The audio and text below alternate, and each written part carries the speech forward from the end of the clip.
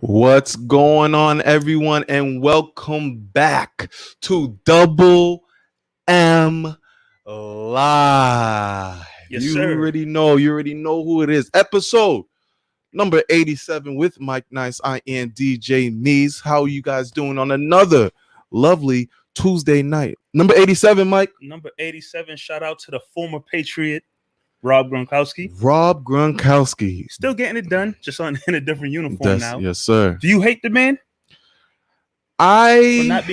for how his whole?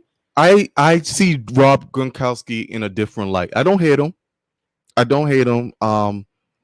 Just the whole how he left situation, retiring where it screwed the Patriots when the timing of when he retired late as possible as he did. It just and then coming back joining Brady. I think maybe it's just me, but I think the luster of how we love Rob Gronkowski is not the same. Still had no problem with the guy. He's a Patriots great, but it's just not the same. It's not the same love anymore. Yeah, I mean, I'll look back at Rob Gronkowski's career once it's really done, and I'll be thankful for everything he's done in the Patriots uniform. Happy with the championships that he's won. But as far as him right now, like I just don't care for Gronkowski. Not like in a bad way. Right. He's just not a player I pay attention to. Like Brady is different. I still cheer for Tom Brady. I still root for Tom Brady. But Gronk, he's just another player on a different team to me now. You know, no hatred towards him. Again, thankful for his years in the Patriots uniform. But he could have gone to the Bucs. He could have went ever. And I'm just like, all right, cool. We'll see you down the line years later when, you know, he'll go into the Patriots Hall of Fame. He'll be a Hall of Famer. You know, I'll check back in with Gronk when that comes around. Gave us great memories, and you know, when you talk about Patriots, there's not many playmakers in our generation for the Patriots. You had Randy Moss, of course, and then the next player you think of is really Rob Gronkowski. When you think about like top plays that made you go wow in a Patriots uniform, it's Rob Gronkowski had many of those, whether he was blocking, you know, one hand catches, any of those things. Rob Gronkowski really did it for the New England Patriots. But like you said, man, it's not the same love right now as he is gearing up for another Super Bowl run. It's crazy. He has how many? 4? He has 4? No, he has 3. You sure? Wait, 4?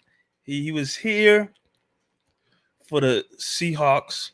He was here for Atlanta. Oh, he does have 4. Wow. Seahawks, Atlanta, Eagles, and then they we didn't. He didn't play in one of them, but he was still on the team. We didn't beat the Eagles, brother. Oh, I'm Rams. Sorry. Seahawks, Falcons, Rams. He wasn't he wasn't at the Atlanta game. The Atlanta one. Yep. Can you believe that? That's just another thing that doesn't get talked about with the 28-3 run. We didn't even have Rob Gronkowski. Yeah, we did not have. Patriots did not have Rob Gronkowski, and still was able to make that epic comeback. Imagine you have a healthy Rob, and 2011 Super Bowl. Oh, he was hobbled that game against the Giants. Yeah, I try not to think about that one too much, but I mean, shout out to Rob Gronkowski again. Like you said, thankful for his years in the Patriots uniform, but we move on. We move on, and there's a lot. We're gonna do some Patriots talks. It's been a while here on Double M that we had Patriots talk, but before I'm jumping the gun here, I'm gonna pass it back to you, Mike Nice. What's on the playlist? As we here are recording episode 87 of Double M Live, what we have on the playlist tonight, just had some breaking news not too long ago. As again, we record here on a Tuesday night. The Celtics have made you want to call it a splash? An acquisition. They made a move in free agency and signed former Laker guard Dennis Schroeder. His situation and how it's gotten to this point is wild. We'll definitely dive into that really soon. But Celtics have just signed Dennis Schroeder to a 1-year deal. Celtics have a new point guard. Also, if you've been keeping up with the Patriots in training camp, the talk of the town right now is the quarterback position and Mac Jones the first-round pick for the New England Patriots, and the former NFL MVP, Superman Cam Newton. The battle is back and forth. Who's better, Cam or Mac? Who's going to start, Cam or Mac? Marv and I will give our thoughts and opinions on that battle going on, but also, most importantly, we want to hear your thoughts and opinions as well. Team USA basketball, both the men and women brought home the gold. Women, they've just been somewhat running through teams and running through these I Olympics. saw a stat, and I know we're gonna get into it, but they haven't lost a game since '92. Yeah, the women, Team USA, the women have been just running through the Olympics nonstop. Men, on the other hand, while they did bring home the gold, and they did shut a lot of people up, including myself, but has times really changed for men's basketball in the Olympics, especially when it comes to Team USA? We'll dive into that as well. There's a new drink making its rounds, or soon to be making its rounds. Mountain Dew is tossing their hat in the liquor game. The soda. We ain't talking soda here. It may got some carbonation, some bubbles. We ain't talking soda here. I promise you that. So we'll get into that conversation as well. But yeah, per usual here on Double M, as we get into these topics, we have you guys tuned in. Make sure you like, make sure you subscribe, and most importantly, make sure you share this out. Tell a friend to tell a friend to tell a friend. Double M is live right now, and we want you to join the conversation with us. It doesn't happen without you. Yeah, man. So let's get right into it, man. Episode 87 here on Double M Media. The Boston Celtics are currently playing in a summer league game against the Denver Nuggets as we speak. So basketball is on its way, and we knew that the Celtics were going to have to make some changes with this team. We spoke about it in our last show, how, they got rid of Kemba, they got rid of Tristan, you bring in Horford, a new player in Bruno, who's currently playing right now. You brought in Josh Richardson, Chris Dunn. So you made some low-key moves. And as Cantor, another acquisition that maybe Udaka said, you didn't know how to use him, Brad. Bring him over here. I will. And I will. And now another acquisition here is Dennis Schroeder. I mean, there's two conversations we can have right now. We can have what he can bring to the Celtics, and then we could talk about the mighty fall. The mighty freaking fall of Dennis Schroeder. Let's not get it twisted. Schroeder had a good season.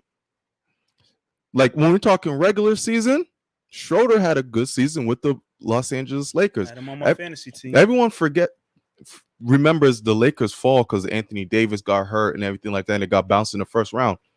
Lakers were everyone's favorite to win the championship, and that was with Dennis Schroeder as their point guard. When you replace Rondo with Schroeder, everyone said that is an upgrade, which it was, and Schroeder played well. Then the Lakers said, you know what, we like how you're doing, and we think that you can be part of the team for the long run. We really like you, Schroeder. Here's 84 mil. Schroeder said, 84 mil? Nah, I'm thinking more 95, 100. Lakers said, oh, okay. And then, Mike, the playoffs happened. First he got COVID. I believe he got COVID during the end of the year. So he was struggling from there. And then the playoffs happened, and there was some donuts. You don't want to throw donuts when you're playing basketball. Donuts mean you went 0 for. And the rest is history. Lakers got Westbrook, and Dennis Schroeder was on the market.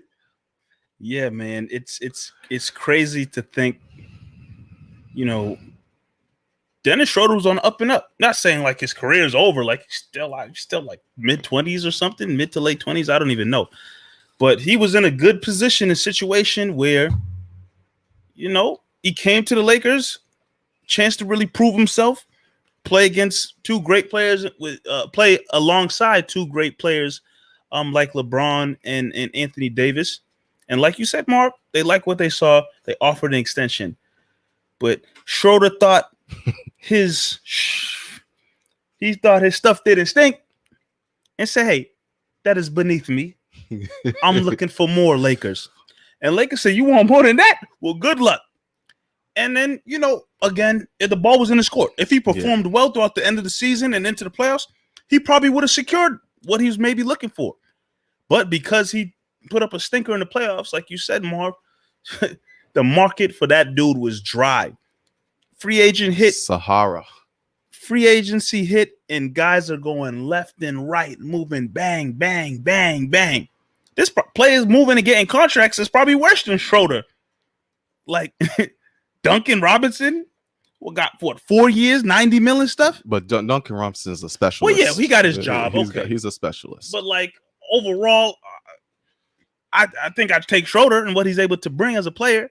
But yeah, it was real slow for Dennis Schroeder in free agency, and it was going to come down to this. Once it got this far, no team was going to give him no type of 3-year, 4-year, 80, 90, 100 mil, whatever he was looking for. It wasn't happening this deep into the free agency game.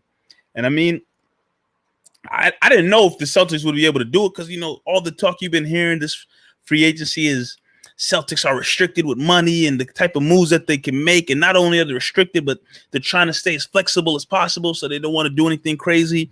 But, I think it's a great move for the Celtics in terms of wanting to have a point guard, a legitimate point guard.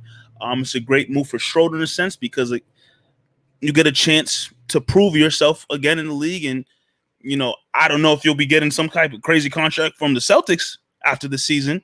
But if you play good enough, you can put yourself on the market and maybe get a solid contract that you're looking for. Now, the question is now that Schroeder's on the team, and I'm seeing some comments, shout out to Jay saying he likes the move because besides, Jason and Jalen, where was the offense going to come from? He also likes the fact that he's a good facilitator and is a better scorer than Marcus Smart and plays D. Sam over here is happy that Schroeder's not even a Laker anymore. So I guess, there was some hatred from him. But the main question I want to ask that now he's on the team, and this goes for you guys who are tuned in and Marv, you as well. Schroeder's on the team. Is he automatically your starting point guard? Or knowing that, and I saw the stat line earlier, in the last 4 seasons, he's averaged like 15 points a game. Do you put him off the bench as your sixth man and then start Smart because Smart already knows how to play with the Jays? He knows, I can't really say the system because Udoka's a new coach, but he knows how to play alongside the Jays. What do you do with Schroeder now that he's on the team? Schroeder starts. You have to start, and for the reason that Jay brought up, he can score. And when you lose a Kemba Walker and you lose an Evan Fournier, those were your other scoring options right there. Those were your scoring punches. Schroeder, you can't just have the 2 J's be your offensive weapons, especially when neither of them are there yet when it comes to becoming facilitators. You get a guy into Schroeder who's not going to demand much from scoring wise, averaging 15 points a game. That's all the Celtics really need from their point guard. And he knows how to get the stars the ball. He's a decent 3-point shooter. He can get to the rack, which I like. And my favorite part about Schroeder is he's tough. He's a tough player. Yes, if it went down south with the Lakers at the end of the year. We all know that, and he definitely fumbled the ball. But now you're in a contract year. You're in a prove-it year with a Celtics team pretty much they're not going to be sought at. No one's looking at the Celtics as a team that's going to make any noise this year. So all of these guys should go into this year hungry, and Schroeder brings that toughness. He gets into players' faces, and you could see how he annoys the hell out of point guards, which you want, especially if he's going to be playing alongside Marcus Smart. Hopefully it's going to bring back that 2017 feel where you had the James Crowder and IT and young Marcus Smart, Evan Turner, just getting into players' faces and showing that you're not going to back down. The Celtics need that. What did I hate about the Celtics last year and the year before? Soft. They were soft. Like, I don't even care if you're missing shots, your offense is not working out. You can't be soft. And I think Schroeder brings a little toughness to this team. I swear to God, if we have another example of what happened last year when you got players wiping their feet on the logo and you just there dapping them up and hugging them and singing their praises, that can't be the Celtics this year. We need some toughness. And I'm not saying Dennis Schroeder's some big bad bully, but he's a player that doesn't care. Not backing down. He's not going to back down, and that's all you need from a team. I don't know. From a player. I'm on the fence still. In terms of whether I see him as a starter or off the bench as a sixth man. Like after Jason and Jalen, who is the next best scorer on the team? Is it automatically Schroeder now that he's here? Offensively, who's the next best scorer after Jason Brown and I think Jaylen Brown and Jason Tatum? I don't know if Pritchard's there yet to take that next scoring role. I think it's Schroeder, veteran player, like I said, knows how to attack the basket, can shoot decent. He's improved his jump shot. I think Schroeder is your next offensive weapon. So because of that, and then just kind of visualizing who the Celtics are bringing off the bench, do you have Schroeder be that scoring punch off the bench? Because you know Tatum and Brown are going to do their thing with the starting lineup. That's not enough, though. It's proven. It's been proven that it's not enough. We saw that it wasn't enough. So, I'm on the fence because I love the fact that Schroeder, while he can score, he's a great facilitator. And if you have good facilitator out there with Jason and Jalen, I like that with them. Now, at the same time, it's the fact if that Chris Dunn was proven, okay. If Chris Dunn was proven as a point guard and could facilitate and such, then yes, I would say bring Dennis Schroeder off the bench. But Chris Dunn's not proven. Pritchard's not there yet. It has to be Schroeder to lead the team. At the end of the day, you need a point guard to lead these guys. And Schroeder's a smart enough player, has a good enough IQ, and once again, toughness. You want to. That's why that was a big reason why they had to bring Marcus Smart off the bench. The starting five was soft. You need someone there that's gonna get in the nose when they start off games. Okay, so assuming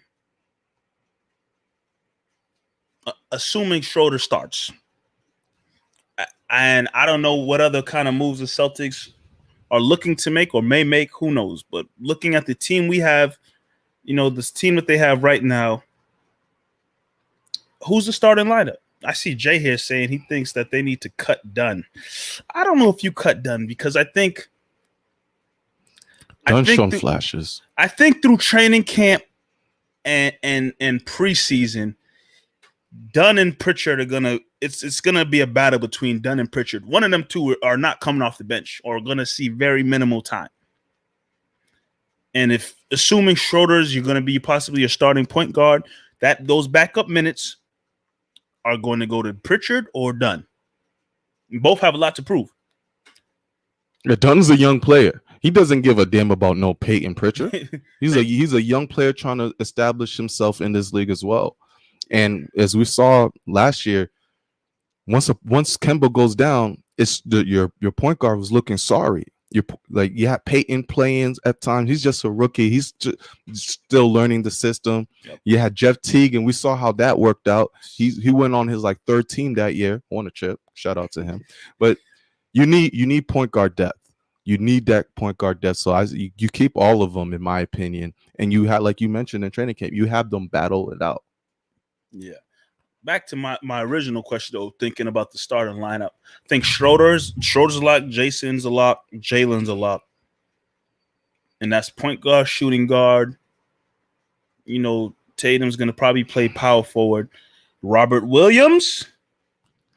You brought him here, so he has to start. Who is sliding? You got rid of Tristan. You got rid of Daniel Tice. The role's there for Robert Williams to start. And when he started to start at the end of the year, he was solid. I mean, he still makes defensive mistakes and such, but now you're going into your fourth year? It's crazy that we're talking about Robert Williams and he's entering his fourth year now. So, with Horford there to help mentor him and get him aligned, I think Robert Williams can be your five. But the thing about Robert Williams as your five, as good as he is as a dunker role, he hurts offensively as well at times because he's not going to be. He's if you're not throwing him oops, that's it. Yeah. It's pick and rolls with him. There's no pick and pop. Players are not gonna sink in when it comes to Robert Williams. So he hurts you sometimes offensively if the guys don't have it going on all cylinders. And that's another element to his game where he's still young enough that he can improve that. If you can pull up for a little foul line jumper off a pick and pop, that's something I think Robert Williams, damn near Kendrick Perkins, was working on adding to his game. I mean, was he a nasty mid-range knockdown shooter? No, but at least to be a threat out there. I mean, and there's still a possibility. Jay's bringing up his starting five. There's still a possibility that Horford does start, and maybe you want Horford starting just so he can stretch the floor a little bit when you start games, and then Williams probably going to get the bulk of the minutes. But you have Horford there just for his defensive IQ and to be able to stretch the floor. And he's decent defensively. He didn't play much last year, so his legs should be fresh. Yeah, very. Richardson, very interested to see his role on the team. This is a guy who's been a starter, who's been also a sixth man who can play both. Him and Marcus Smart are really interchangeable in how they play. Richardson's another guy who plays two-way. He's a two-way player. Not the greatest scorer, but smart offensively and defensively. He's not going to hurt you. This team is shown. I like this roster.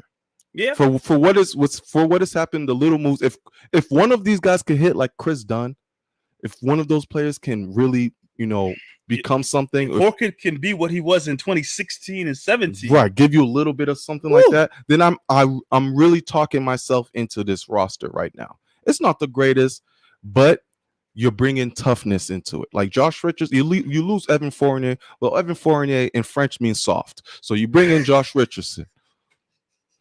You said Evan Fournier in French means soft. I'm laughing because you speak French. So you could be right. I don't know. You could be right. I don't know. Yeah, I mean, does this roster scream, hey, we're about to knock off Milwaukee or Brooklyn in the series? Not this year. But at the same time, it's a team with two young players still, who are two young stars, and they're surrounded by some veterans. Like that lineup, let me put that lineup that Jay just put up, Tatum and Brown. And if they start Horford, Tatum and Brown are surrounded by veterans. I mean, Horford's on the older side, but Schroeder's been in the league for a little bit now. Richardson's been in the league for a little bit now and a little bit of a journeyman. So, like, all we've been asking for in the last couple of years with this team is, hey, you got these two stars, young stars, put some veteran players, some tough veteran players around them who know their role and can play their role well and see what can happen. Do we have if someone can look it up or you can look it up, Richardson's contract? Do you remember what Richardson's contract is? I'm not sure, but I will check. I'm also questioning or curious to see what kind of offense or what kind of system Udoka's gonna run, because in a sense I'm looking at this team in Celtics, part of me still thinking like, okay, thinking of like a Brad Stevens ran system and offense.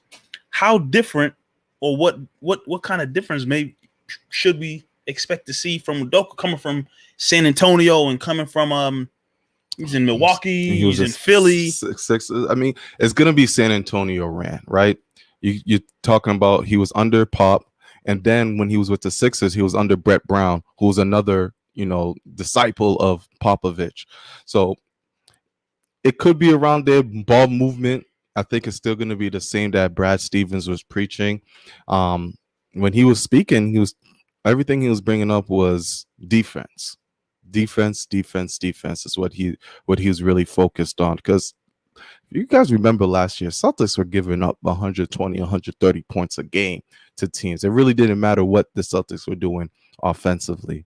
The reason I ask about Josh Richardson's contract is the Marcus Smart Richardson situation. So if we go by Jay's lineup where Richardson's starting, you have to realize there is a risk you lose Marcus Smart.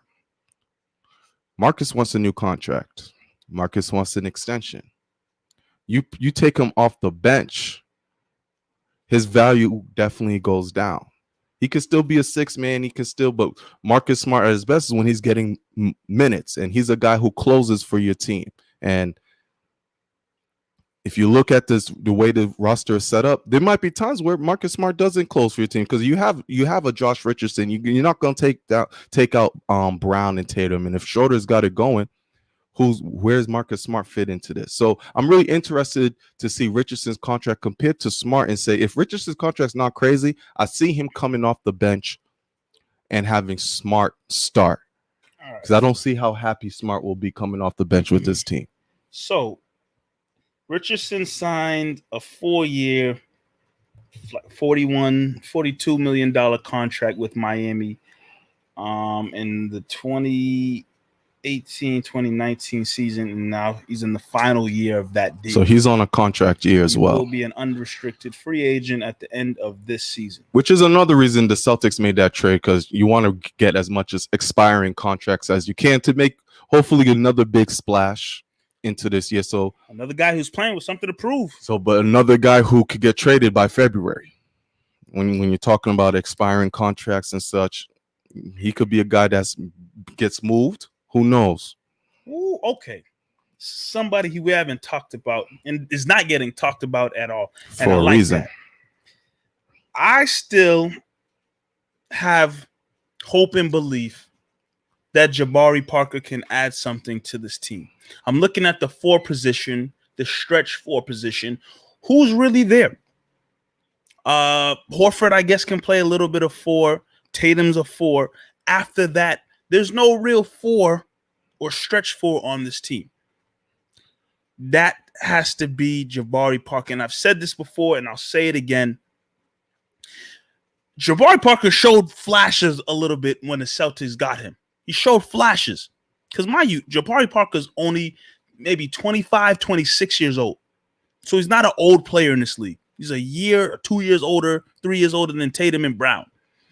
He showed flashes last year when he got some time, and there was especially a game where I don't think Tatum or Brown played, and I don't know if they started Parker or he just had a lot of minutes, and he balled. He went off. So my thing with Parker is, and I've said this many times, he was in Sacramento where he wasn't getting any playing time, or they weren't playing him for whatever reason. He just fell out the rotation, and he was not in shape. I don't think he's been in shape for a long time because he hasn't been playing meaningful basketball. At 26 years old, if he can get in shape and show somewhat flashes or get even close to what he was in those early healthy years in Milwaukee, that's a solid player to have off your bench. I know I saw the Grant Williams name pop up. Grant Williams shouldn't get any playing time, and he probably will, depending on defense. You know why he gets more playing time than Parker? Defense. He plays better defense. I'll give him that. He's a better defensive player than Parker. The thing about putting Parker at the 4, there's a reason why Brad didn't put him at the 4, and Brad put him at the 5. He's gonna get cooked. It's really embarrassing. It was embarrassing watching Parker try to defend. Like, I was a big Parker fan coming out of college and such, and you just watch it, and it's like, oh my God, you gotta move him some. You have to hide him. You have to hide him, and he can't play over any more than 12 minutes a game because he can give you some offensive push at times, but in a meaningful game, Parker can't play if he can't move the man can't move his feet whatsoever. You're talking about the stretch 4 position. Wings are going to go at Parker every single time, and he becomes a huge liability. Grant Williams, Grant's not a great player. We understand that, but at least Grant Williams moves his feet. He moves his damn feet. Well, just like we said earlier, there's going to be a battle in training camp, possibly a backup point guard with Pritchard and Dunn. Another guy who's going to need to really show out in training camp and preseason is Jabari Parker. I mean, they initially signed him to a 2-year deal. And I know it was under Danny Ainge. It wasn't Brad Stevens. But when they spoke to Brad Stevens in the initial press conference after they got Jabari Parker, he spoke about how he believed, he's going to be a project. There's a reason why they signed him for 2 years, because they feel like they can work him into the system. So, he has to prove that he's worth being on the court. He has to prove that he can play for that playing time. I don't think, he's earned anything yet. Again, he showed flashes, but he hasn't earned anything yet. He has a lot to show in this upcoming, training camp and preseason for sure. If he can knock down the three consistently, which he wasn't able to do, but if he can knock down the three consistently, he can make a roster spot with the Celtics. But the three ball needs to go in, because we know he's offensively gifted in the mid range, inside scoring and such. But if he can get that three ball and just show some type of care. Another reason why the Celtics were so annoying, it seemed like at times they didn't care. And Jabari Parker is the epitome of I don't care. Yeah, I mean, he's just a nonchalant guy, soft spoken. I'm looking at his stats now. His best year from the 3-point range, he shot 38%. And then kind of fell off after that. But it's huge. The three is going to be huge for him. Yeah, if he can get close to, he had 2 years in Milwaukee where he shot 36 and 38%. Are those great numbers? No, but they're not terrible. And then because he bounced around the following years after that, it was inconsistent play and whatnot. It was definitely in the 20%. But if he can get close to being a 38, 36% shooter from three, where he was chucking up almost 2-3 threes a game in Milwaukee, it's going to be huge for the Celtics, like you said. Yeah, man, I'm not mad at this roster. Like I said, if one of these players hit, I'll add Jabari Parker into the scene. Jabari Parker, Chris Dunn, Peyton Pritchard maybe takes that next step. You're seeing this second rounder Yam that everybody's fascinated with. One of those can hit and add some punch to this team. I think Jalen is obviously going to take another step. Tatum's going to take another step. Not big steps. I mean, they've arrived. They arrived and they are who they are. But I think they can develop in other ways as basketball players. This team is not bad, man. I'm not mad at it. Last Celtics question here before we move on. Right. Nesmith, Langford. Yeah. Is there room for both of them to play, or is there only one spot for one of them to shine? There's room for both. There's absolutely, and I think that's what the Celtics are banking on. They're banking on Nesmith and Langford to take that next step developmentally. I mean, Nesmith, we brought him in here as a shooter, and the guy just has not been able to knock them down consistently yet. Hopefully, it works out. Romeo Langford, everyone's fascinated by his defense. He played well. He hit the game winner in the last summer league. But I think the Celtics are banking on those two young players, to give a spark defensively and sometimes offensively as well off the bench. And that's what the Celtics are banking on. This is a development year. They want to see what they have out of Nesmith and Langford. All right. Well, according to Jay, Nesmith's going off today with 30 points. Word. In the summer league. So like you said, he's a shooter. You can consistently be a shooter, and you got that role carved out for you. You'll definitely get playing time for sure. Another player who shows toughness in Nesmith. I mean, he's a little wild. He's a little erratic when he's out there playing basketball, but he shows a little toughness. So I think this is the year we're gonna have to give some of these young guys a chance, and that's what Coach Udoka was saying in his press conference. He'll say, "Hey, we got to see what we have out of all of these first round picks that Danny Ainge collected." So we'll see. Okay, all right. Gonna get ready to switch gears a little bit here. How we looking over there? How we looking? Solid, cool. Let's get into some football talk. NFL season is right around the corner. Patriots football is gearing up to go. And the big storyline right now for this upcoming 2021 season, who's going to be the starting quarterback? Who's looking better in training camp? Who's going to get that nod come week one? Cam Newton versus Mac Jones. That's everything the media is focused in now. If you are on Twitter and you got all these media reporters at training camp, all you see, but Mac Jones, what a pass to this guy, look great. Oh, Cam Newton, pass to this guy, oh boy. That's all you see. That's all you hear. Because, as much as Bill has came out and said he believes he's saying Cam Newton's going to be the starting quarterback, nobody is buying it, and the questions are still up in the air. That's where we're at right now. If you're a Patriots fan, that's the major topic of conversation around town. Yeah, man. Mac Jones seems like he's making things difficult over there, and in Foxborough, really playing well and rebounding off of mistakes and such. And it seems like he's picked up the system very well. You know, Cam has not had a bad training camp at all, but he hasn't had an exceptional one, and that's the reason why, you know, we're hearing these Mac Jones murmurs.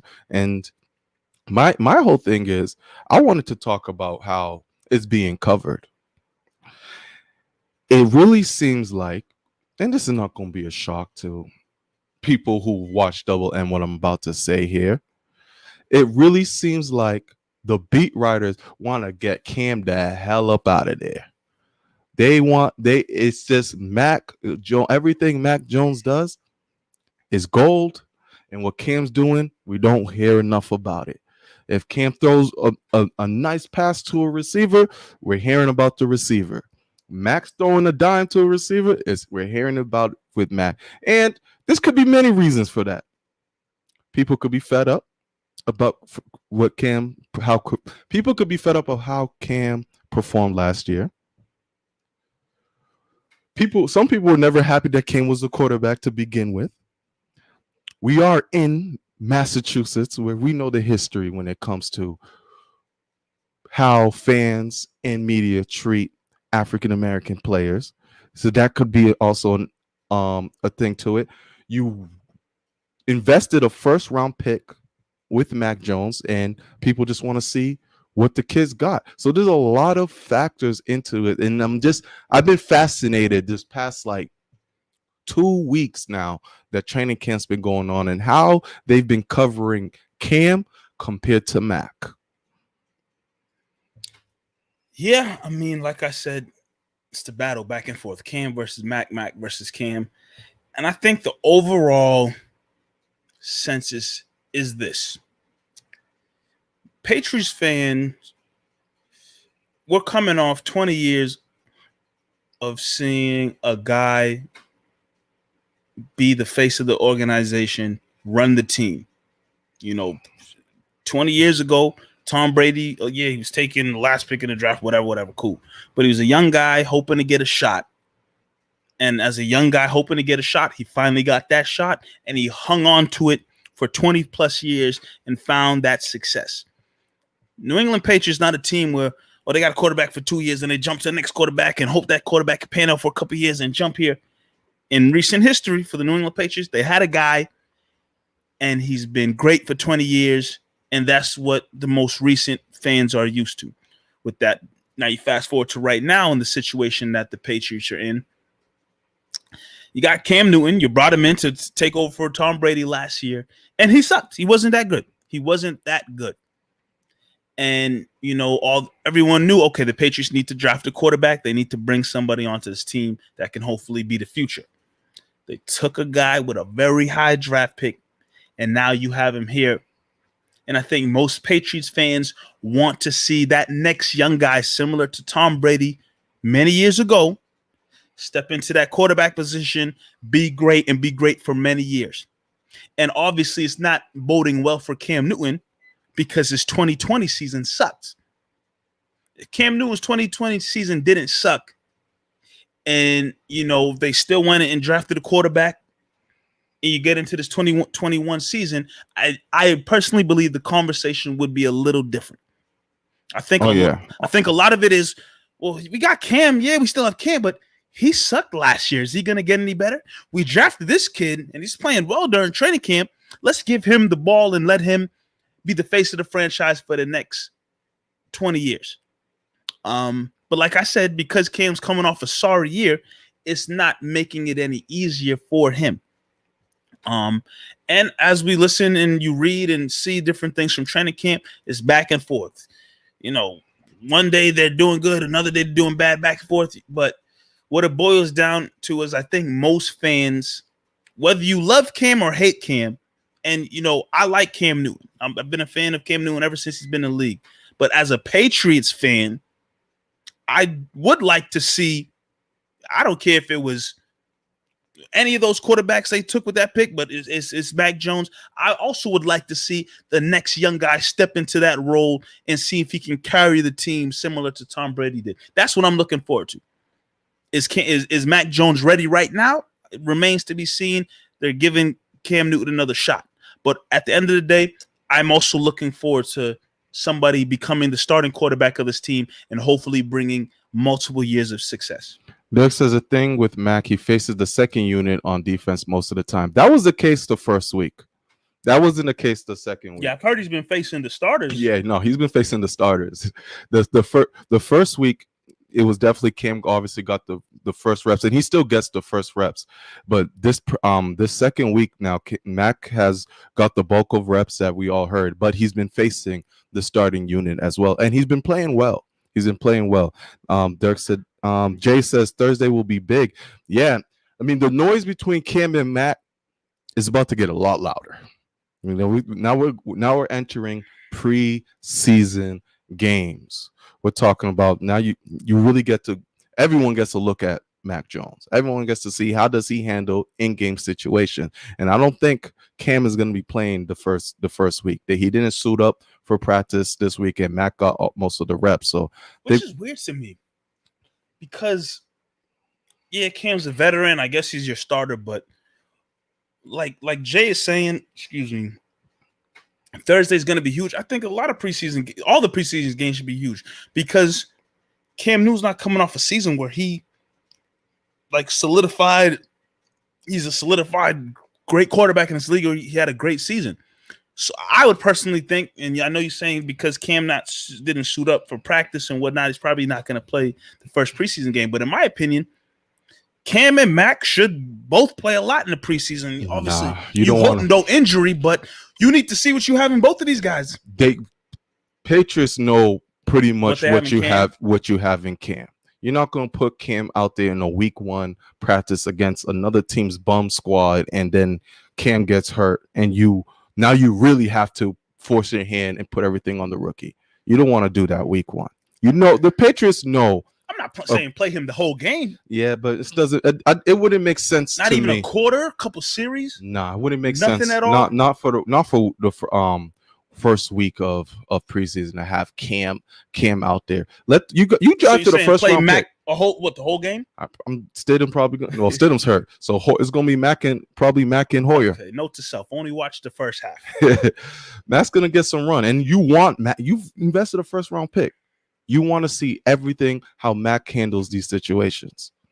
Yeah, got our guy Nick joining in here saying how excited he is for the preseason game on Thursday because everyone is looking to see what you have in this heir apparent to the throne. Like I said, everybody's assuming Mac Jones is eventually going to get the keys to the ship and hopefully be that guy for the next 10, 15, whatever years. So people want to see this guy in game action, see what he's capable to do, what he's able to do when the lights are bright. You know, people are looking forward to it. I know I am. You're saying Cam's not going to play. Stidham's hurt.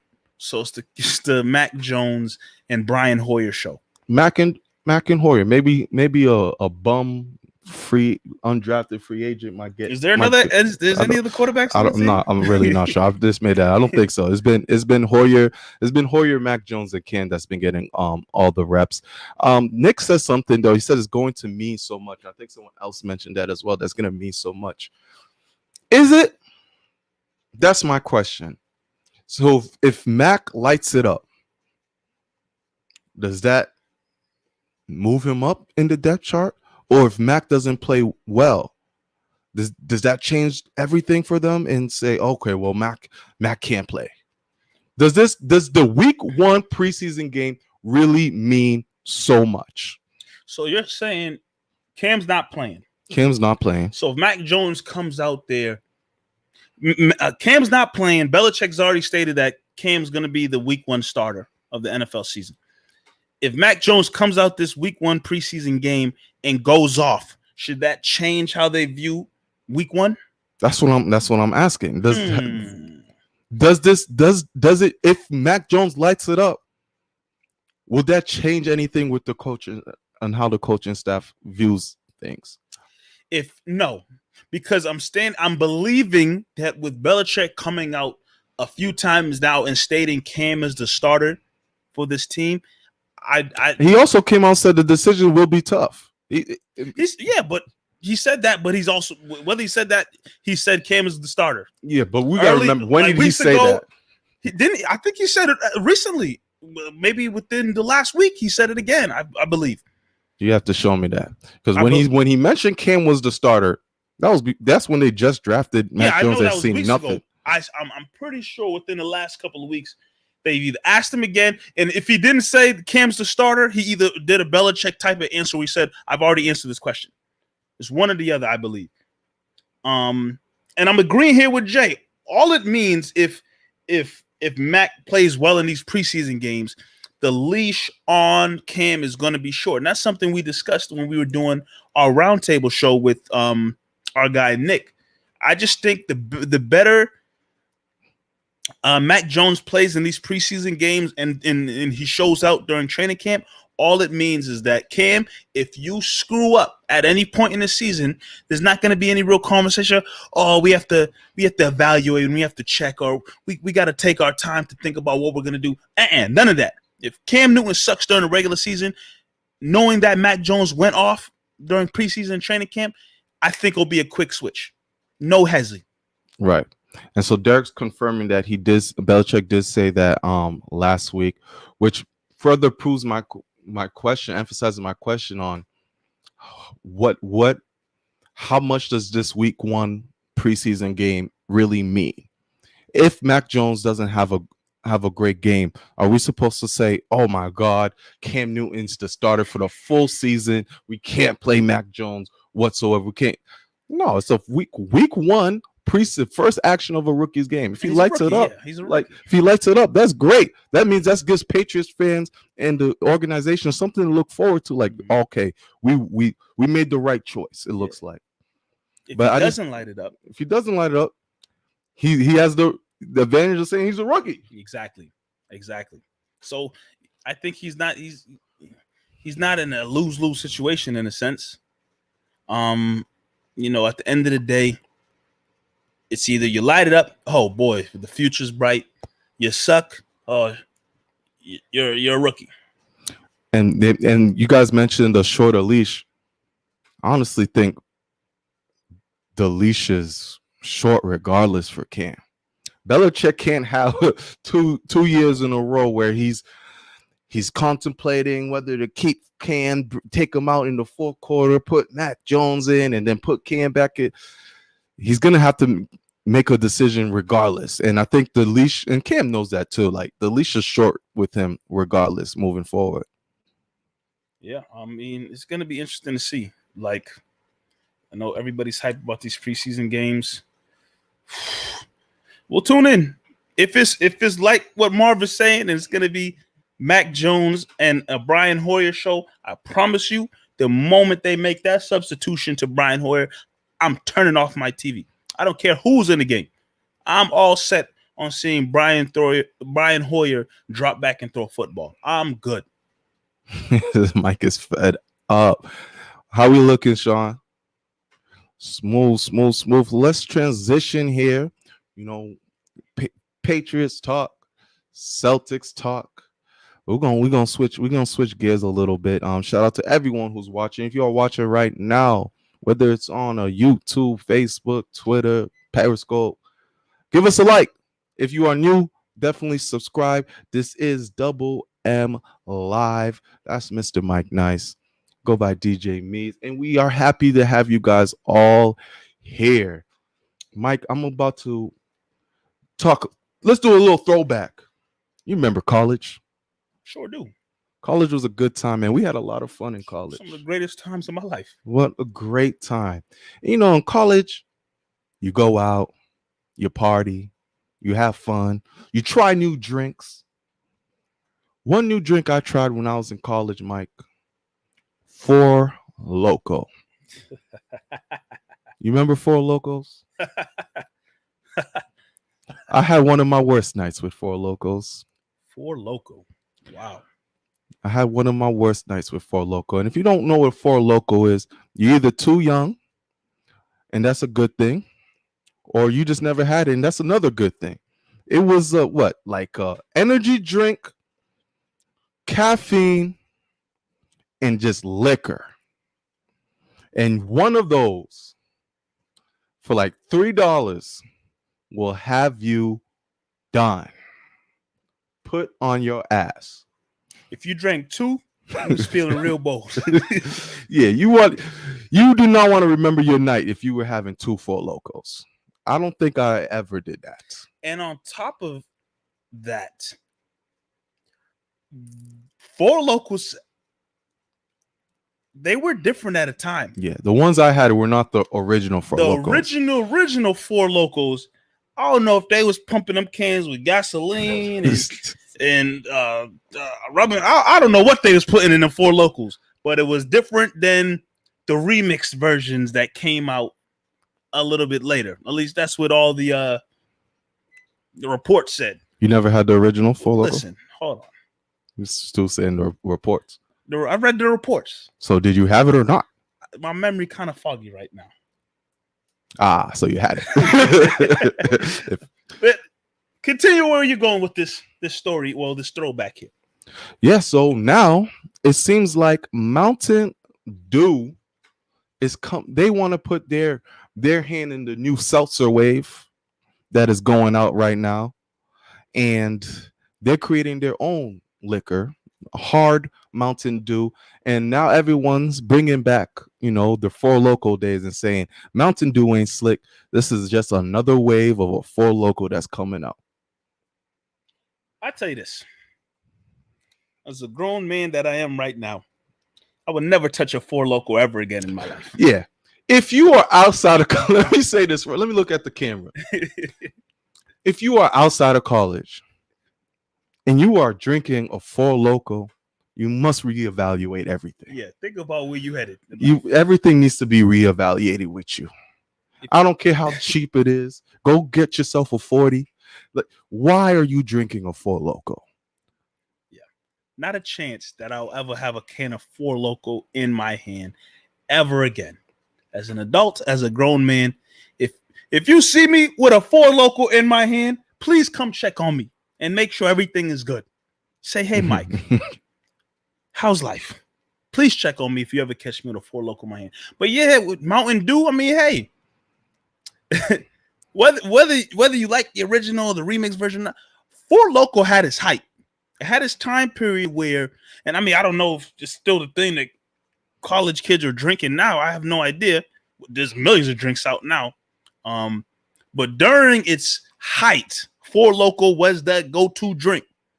What you having in now? I'm about to be off that Four Loko tonight. About to be off that Four Loko. It was cheap and it got the job done. And yeah, if you want to feel a little buzz, have a good time, and not spend a lot of money, you'd probably get a Four Loko. So I don't know. Mountain Dew's gonna try their hand making a similar drink. Will it pop off the way Four Loko did? I don't know. Will I be trying the new Mountain Dew drink? Probably not. But if that's what you into, good luck, enjoy. Be safe, drink responsibly. Seltzers are the wave right now, and I'm not a huge fan. I understand they're light on calories and whatnot, and they're a great summer drink, but I don't think I'll be trying no Mountain Dew, hard Mountain Dew, whatever they're going by. I'm all set. You want me to drink something like that? Give me a Mike's Lemonade. That's as wild as I'll get. That's as wild as I'll get. Give me a Mike's Lemonade. Nowadays, in my adulthood, give me a glass of wine, some Pinot Grigio, some red blends. If I'm feeling kind of sweet, give me a Riesling. But if I want it a dry, give me what's a good dry? I'll tell you, my favorite. Sauvignon. Cabernet Sauvignon. Oh yeah. That's my favorite Cabernet right there. Sauvignon. That's a good one. So yeah, don't pass me no Four Loko or Mountain Dew Punch or whatever it's called. Still said Mountain Dew punch. Yeah, shout out to Sam. Swing me a wine cooler. Seagram's. Seagram. They're too sweet. It's I like, tell you what, I'm grown, but if I ever have a real drink, maybe a tequila or cognac, I will mix it with a little why bit you of keep Seagram. saying you're grown? Because I ain't drinking these Dude Four said- Locos dude anymore, kept saying Marv. He's grown like 5 times. We know you grown, bro. Okay, but I'm not drinking. I'm saying I'm not drinking these Four Locos and stuff anymore. That's beneath me. So tequila. What's a good tequila drink? I'm not a tequila drinker. You missing out here, Bucko. I'm all set. Shout out to my tequila drinkers that might be watching. Me, I'm a little wild. You know, I know people like certain type of tequila mixes. If I like a certain type of juice or drink, I'll mix that with the tequila. I don't care. I know there's like certain go-to ones. You just mix it with anything. Give me You have tequila. no standards. Give me tequila and ginger ale, and I'm fine. Tequila. Is that good to most people? Be and like, ginger ale. I'll drink tequila and ginger ale. sounds- but you don't like tequila, so of course Yeah. it's not going to sound good to you. Yeah, don't sound appealing. I drink it. Clearly. You have a little liquor, and if your stomach feel a little funny, you got the ginger ale.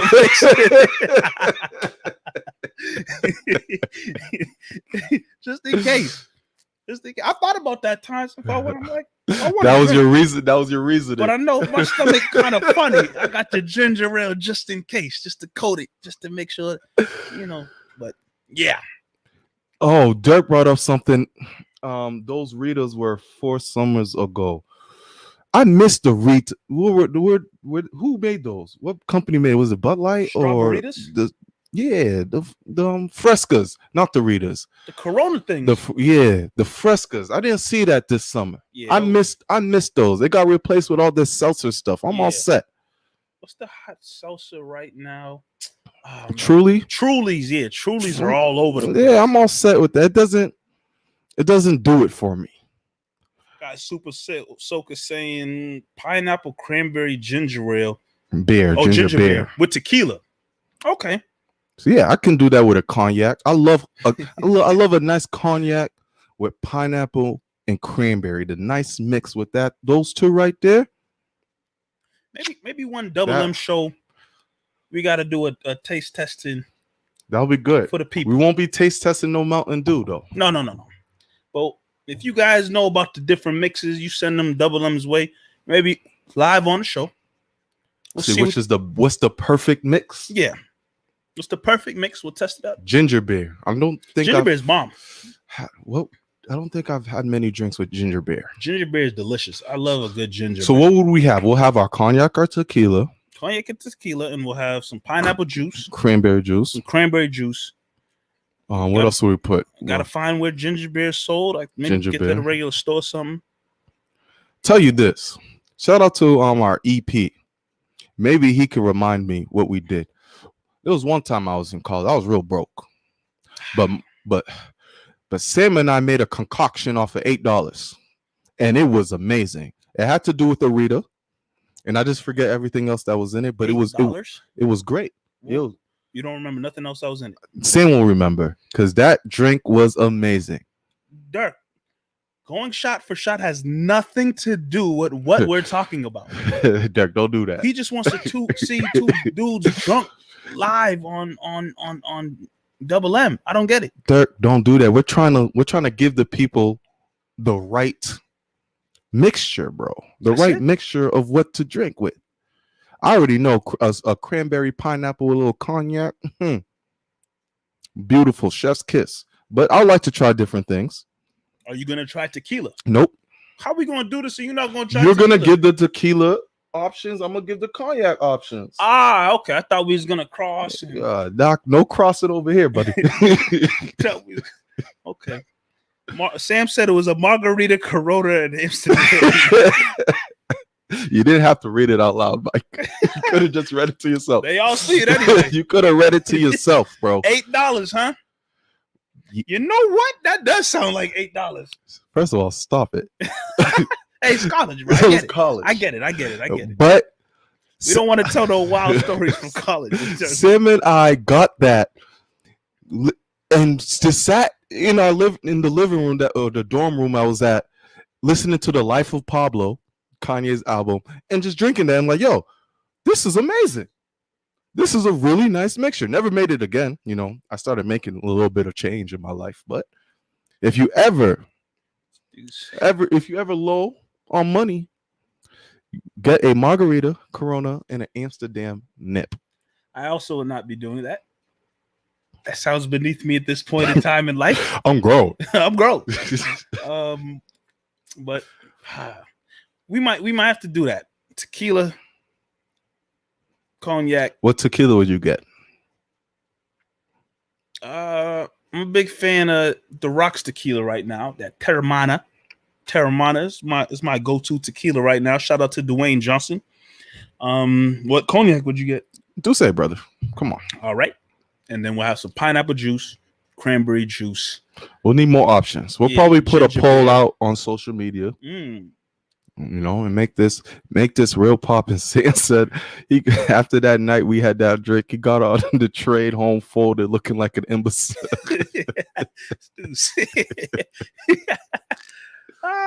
It was a random day. It was a random day, but we made it work like many college students do. Obviously, everyone drink responsibly and of age, of course. Yeah, drink responsible out here for sure. As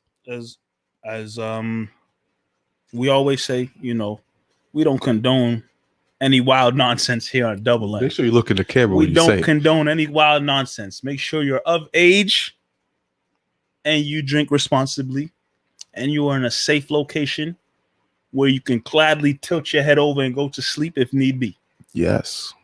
And that's as far as we're going to get to college stories because yeah, we leave those. I'm grown now. I'm grown.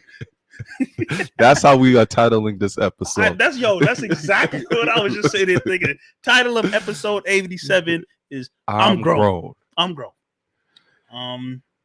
Yeah, man. There's so much more we could talk about. How you feeling? Feeling good, man. I'm feeling good. Summer's winding down, bro. Like it's a weird time. I don't know what's gonna happen with the world really with COVID and such. I know you work in a education field. I work in an education field. I don't know what that's gonna look like at all. So like we're in a weird place. We're just in a weird place with COVID, summer ending. But I'm also excited that football's coming back. I miss football. I miss fantasy football. So it's a weird transitional time. August is always a weird time. People are gearing up, getting ready to, you know, get back to the grind. Some people have been grinding all summer and are ready to you know, get the cold weather. I already see people saying I can't wait for the fall, get their fashion up and stuff. So it's a weird time, but we in this together. We in this together, y'all. Yeah, how you feeling? I'm in that first group of people who, you know, had the summer. But as the fall is coming up, you know, getting into September, it's time to really get back in grind mode. I've been in relaxation mode for the last month of some change, but it's getting ready to get back in grind mode. As much as I, you know, talk to you or talk to a friend and man, Kip, work's coming back. In another sense, you know, nothing wrong with being in the grind and, you know, putting forth hard work and effort, especially if you in a field or in a job or have a job that you know you enjoy and you don't mind doing. Like Marv said, I'm in the education field, so working with children, you know, I like giving knowledge and wisdom to the youth. The knowledge and wisdom I have, I like giving it back to the youth. So I look forward to seeing a lot of the young faces again, you know, and just having meaningful conversations and just helping them learn, grow, and develop and mature. So I look forward to that and getting back into the grind with what, you know, the school year has to offer. Hopefully COVID and this new variant and whatnot doesn't throw too much of a monkey wrench into how things will play out in the school year for everyone. But, you know, it's grind time and fantasy football time. Shout out to Sam. Yeah, it's going to cause some stress. This fantasy football then leads into fantasy basketball. So that stress is on the way, but it's also fun doing it with people and just having back and forth fun conversations and look forward to that too. But fall's on the way. We ain't there yet, but fall is around the corner. No, we should just thought about it. Since we do host our fantasy football draft, we should try to do a little video. A double M fantasy draft special. Yeah. Hey, Sam, you in that, bro? We gonna set it up. We might have to do a fantasy special live. Go live with it too. You know, have a good time, have some fun. I like that idea, Marv. I do. I really do. Well, with that, we want to thank everyone for watching. We want to thank Massive Media for holding it down week after week. Shout out to our boy Sean. You know, he's got this setup looking right for us. So shout out to Massive Media. Shout out to all of you guys. Make sure you like, make sure you subscribe, make sure you share. This show goes out first thing next morning on all podcast platforms. This guy right here, that's Mr. Mike Nice. This is DJ Mees. We appreciate you guys, and we'll see you guys next Tuesday, 8 p.m. live.